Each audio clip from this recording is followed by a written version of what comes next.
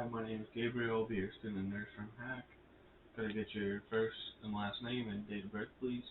Sophia Smith, February 4th, 2000. I'll wash my hands. Um, could I just verify with your bracelet there? Looking good. Do you have any allergies I should know about? No. Alright, I'll pull the curtain, give us some privacy. Um, I'll be doing your oxygen today, so I would place the patient in a upright, high Fowler's position, um, 90 degrees, sitting up, and then go ahead and assess them. I would first inspect, check the color of the patient, check for paleness or almost blueness, and you could do that in the face or better yet in the hands, or go ahead and get your hand there. And then, yeah, no discoloration in the fingernail area, and looks like no sweating, no diaphoretic, and the breathing effort seems normal. Um, it's not exacerbated. Um, and then go ahead and uh, palpate. I would check the cap refill. Seems fine. Like 2 seconds. Cap refill. Um, feel the temperature. You feeling for warm or cold. Um, feels normal. And then I would also didn't feel sweaty. So then I would go ahead and listen for crackles, wheezing, rails, uh, anterior first, and then posterior, and then lateral, and no crackling, wheezing, or rails. We'll go ahead and check the pulse ox there, and obviously wait a couple seconds. You're good, right at 97, which is within the good range, 95 to 100. Um, then we'll go ahead and start with the nasal cannula. Um, First, I would hook it up to the oxygen. Nasal cannula will be used for just a slow flow, just not a serious issue, just a buffer basically to get them up to ideal sats. Go ahead and hook that up to the tree. Um, I would crank that to anywhere from 1 to 6 liters, dependent on the the saturation. If it was lower, a bit higher, and then I would check to feel airflow coming through. There's airflow coming through, so go ahead and stick this on. Do you want to just stick it on so I'm not fucking your face? Wait. And then just no, it's fine. Yeah, and then just up around the ears.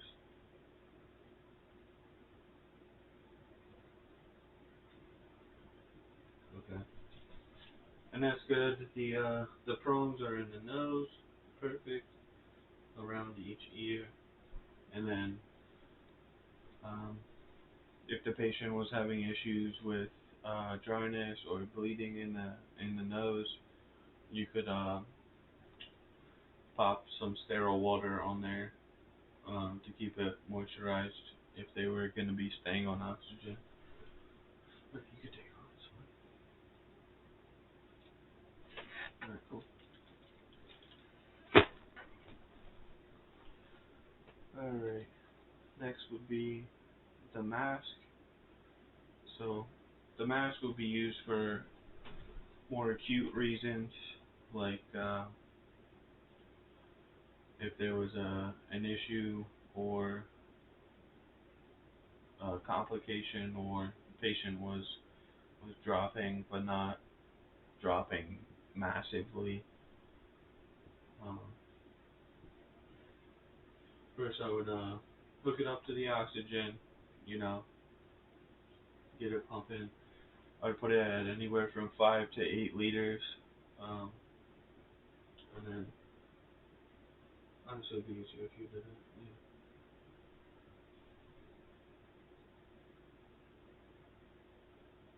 Yeah, that's fine. And then what you want to make sure is that the mask is covering the nose and the mouth, and there's no pockets of like that. It's nicely snug, and there's no excess airways like under the chin, etc. Um, you look goofy. Can I take it off? Yeah, go ahead and take it off. That's fine. Yeah, should be good. And that's 5 to 8 liters. Oh, we're gonna need it anyways. Alright, so with the rebreather, non-rebreather, rather, that would be for more serious uh, situations where patient needs large amounts of oxygen um, and no backflow of CO2. So go ahead and put this on. First, I would inflate the bag of the mask, and then I would put a glove on and plug the one port, and then I would put it up to 15 liters, and then plug the one port with a gloved hand so it's sterile, and then wait for the bag to fill up, and the bag needs to be filled so there's no rebreathing of CO2. Um, it's only oxygen, and you breathe the CO2 out the ports, and all the oxygen stays confined. So, do you want to just hold that there? That's fine. Yeah, and that should be good. Um, hold on, let me just think real quick. Yeah, that should be alright. And just make sure the bag stays inflated, because if it's deflated, um, you'll end up rebreathing CO2, which defeats the entire purpose of having a oxygen non-rebreather. If I can take that off. Thanks. Alright, so at this point, we're going to do your incentive spirometer. And so the purpose of the incentive spirometer is to avoid any complications like pneumonia. Um, fully expanding your lungs will help avoid complications like post-surgery, or if you have an illness, just make sure that it's flexed out the whole way. Um, yeah, like for pneumonia or other complications. So for this guy, you're gonna wanna make sure you keep it upright at all times. When you're using it. Um, I would check the provider's notes uh, for the actual incentive spirometer goal, and then I would set that appropriately for the specific patient. Um, and then go ahead and pick it up. And so you're just gonna want to breathe normal.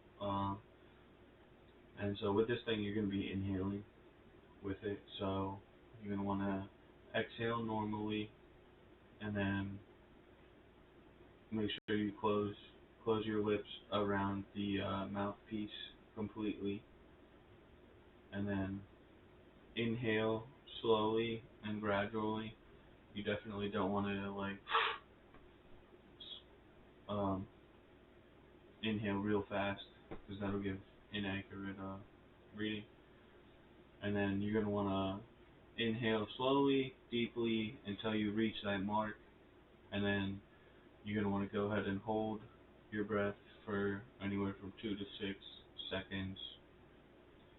And then you can release the mouthpiece and then just exhale normally.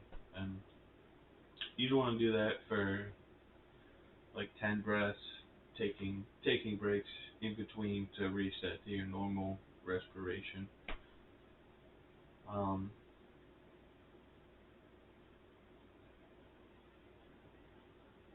Yeah, just make sure you're always holding it upright. That should be good, I think. Alright, cool. Patient has call bell. Bed's in lowest position. Um, bed rails are up appropriately for the patient, and I'll check back on you. Ring your call bell if you need anything. Alright, cool.